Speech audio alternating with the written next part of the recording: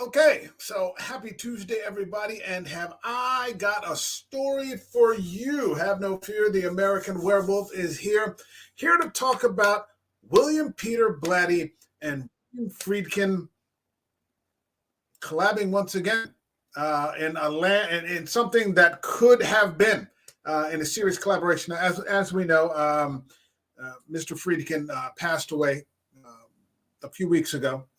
Quite sad about that. And William Peter Blatty passed away some time ago. So it seems unlikely. Well, obviously, this is not going to happen, but that this was actually in the works and for whatever reason was never greenlit is disheartening. I'm going to go to CaptainHowdy.com from an article from 2009. And it says The Exorcist Remake, a miniseries written by Blatty, directed by Friedkin. And this is from Jason Stringer, and it's from 2009. Yeah, November 13, 2009. So we're talking about 14 years ago. But I had no idea about this. I had dropped the video yesterday about The Exorcist Believer and as to whether or not it's going to have any Easter eggs, because some people say, well, that's a David Gordon Green staple, like my friend Eric. I think Linda Blair is going to be back by the end of the first movie, if not in the second one. But we also started talking about the Fox series right here that I think is a great fucking thing. This is a fantastic series, and if you haven't had a chance to see it, please do. At the very least, the first season with Gina Davis. And if you haven't seen it, then I won't give away too many spoilers, but I was hoping that that was going to become canon. But Chris McNeil has come back in this, and so I guess it's the fans' choice. If you want to say that this is canon, and if you don't like the movie that's coming out, and you're like, well, fuck that noise. This is the canon. That it's up to you. It's your money. It's your brain. So take it, whatever way you want to. But here we go with the article. Here's one way to avoid a potentially horrible remake of The Exorcist. Have the author of the original novel and screenplay pen a brand new take of his own story as a television miniseries, then have the original director agree to direct. That's exactly what Exorcist scribe William Peter Blatty has done. And yes, William Friedkin has agreed to direct. So a complete miniseries script exists, and a director is keen to go, the original director of one of the greatest horror films of all time. Now all we need is a network and a budget. Anyone care to speculate? So, clearly it wasn't Fox, because Fox ended up picking up this, although I'm not exactly sure at what year Blatty passed away. And that may have been one of the things that contributed to why it didn't happen. William Peter Blatty revealed the news in a new extensive interview with Brian Freeman as part of Cemetery Dance Magazine's 62nd issue. Out now, so that's 2009. Maybe you want to dig that up. Our good friend Ryan, life member and partner of CaptainHowdy.com and webmaster of the ninthconfiguration.com, dropped the news in the discussion forum earlier today and included this excerpt. Cemetery Dance Magazine says, looking back, is there anything you would change about the film now if you could? William Peter Blatty says yes and no. I would love to have been able to include the subplot, involving Carl and his daughter Elvira. Yeah, that wasn't in there at all, which I did in my first draft, but that script ran 172 pages, much too long. But I might have it my way in the near future, inasmuch as I've written an Exorcist miniseries script that not only faithfully includes all the main elements of the novel, but also some rather spooky new material and scenes, as well as a totally new and perhaps much more satisfying ending. I've also updated it. Billy Friedkin has agreed to direct. So what would that look like? Maybe we bring back Carl and Elvira. Okay, a 3-hour Exorcist movie. Okay. Now, that's one of the advantages of being able to, stretch something out, and, people say all these different things, it's a 7-hour, when we talk about Mike Flanagan and he's got the Fall of the House of Usher coming up. And we're talking about The Haunting of Hill House and The Haunting of Bly Manor and Midnight Mass. He's created a 7-hour haunted house movie. He's created a 7-hour vampire movie. So what would a possibly, 6-part series, 4-part series, 5-part series, a 5-hour Exorcist film look like? Wow. That's really something that blows your mind. I've always voiced my concerns about an Exorcist remake, mostly because the majority of remakes we see are absolutely horrendous. Even with some voicing concerns that the film is becoming dated, albeit gracefully, and a remake would, quote, freshen things. It would be impossible to recapture the magic of The Exorcist as it existed the first time you saw it. I agree with that because the way that it was able to take people off guard 50 years ago, this is the 50th anniversary of The Exorcist.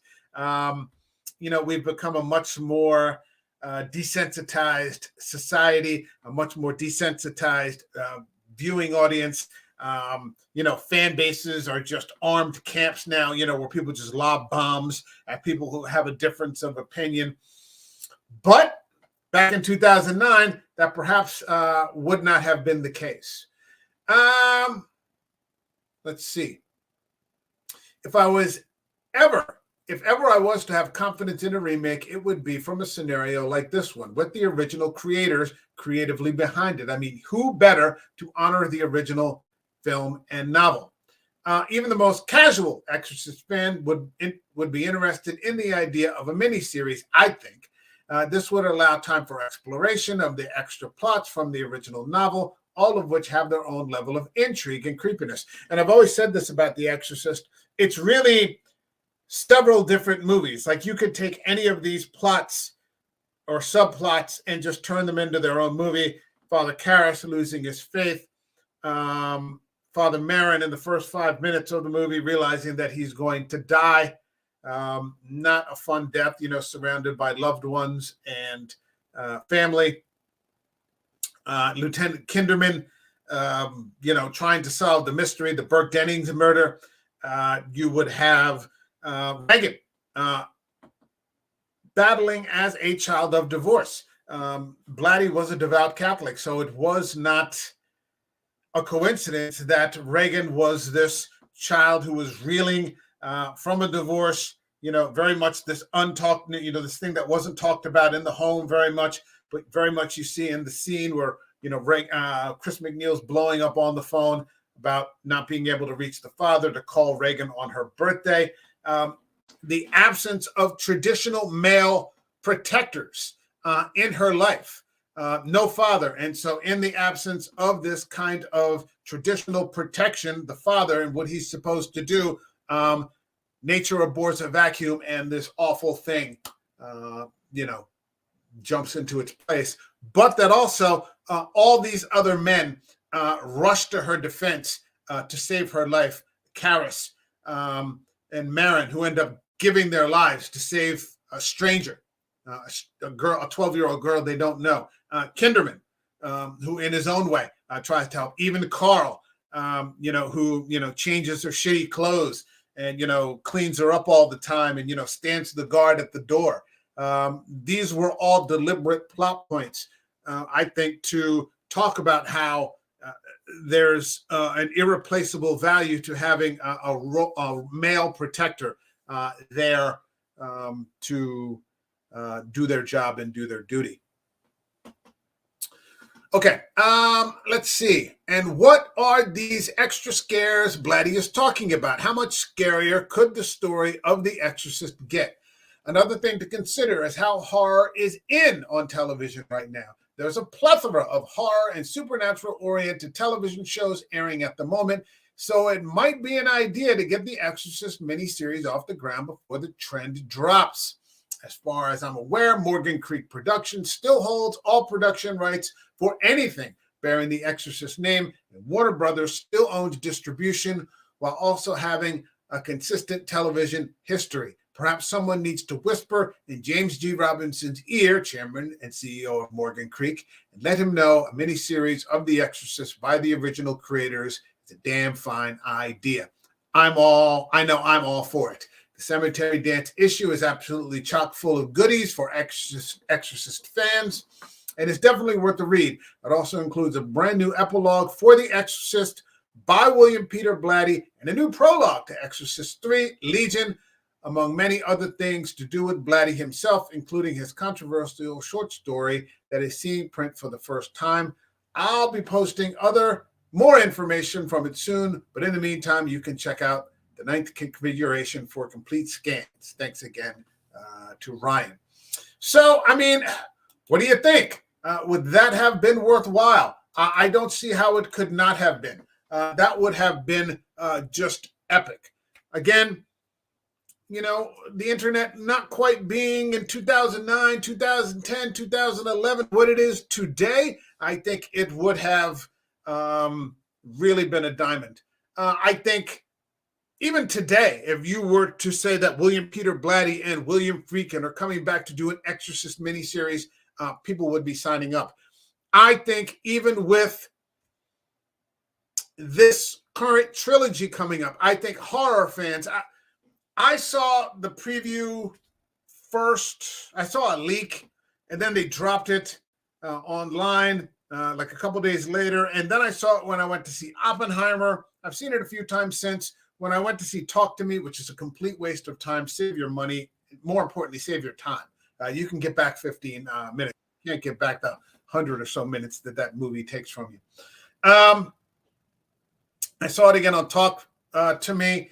And, you know, maybe not. It's at this point, I'm going to be optimistic and say it's a coin toss. But, man, back then, that really would have been something. And again, this all came up because in last night's video, I ended up bringing up this series that they ended up going with. And the first season was just fire. And so I don't want to get into it too much, but it had a really good cast with Gina Davis, Alan Ruck. The two men who played the priests were really, really good. The second season wasn't bad. This has both seasons. I can't find this on Blu-ray anywhere, but I found a Japanese import on eBay. So there you go. I loved it. I loved it. But yeah, that's nothing compared to what a Friedkin and Blatty reimagining would have been. Okay, that's my video. Let me know if you would have liked to seen it. My thanks. I think it was to Vampire Jack who mentioned a Blatty series in the comments. Or it might have been one of the other. Boy, let me see for a second because I want to credit the right person. Let me sure. It was somebody in here, and let's see what the comments were. Let's get them all out there. It wasn't Horror Minds. It might have been Exorcist. Yeah, it was Exorcist Reviews. So Exorcist Reviews. His YouTube channel or their YouTube channel. Go check them out. Give them a look. Exorcist Reviews there on YouTube. Let me know. He didn't like the 2016 series. I thought he was crazy. Second season wasn't too great, but the first season I thought was great. And he said he would have preferred the Blatty miniseries. So that triggered, what the hell is a Blatty miniseries? And so now here we are. Okay. Like this video. Leave a comment. Let me know what you think. Would you have liked to seen it? I certainly would love to look at the script. Oh boy, wouldn't that be something? Subscribe to the channel. Share the video. That's it. Okay, I'll see you in the next one. Lots more coming. Halloween season's right around the corner. I was down at my local Walmart today. I'm not proud of it, but they've already got all the Halloween DVDs and, you know, collections already set up, most of which I already own. But I've got some great stuff coming for Halloween. The theme for the month is going to be witchcraft. So there's going to be tons of tight, horrific shit going on there. We'll see you in the next video. All the best, everybody. Make it a great day.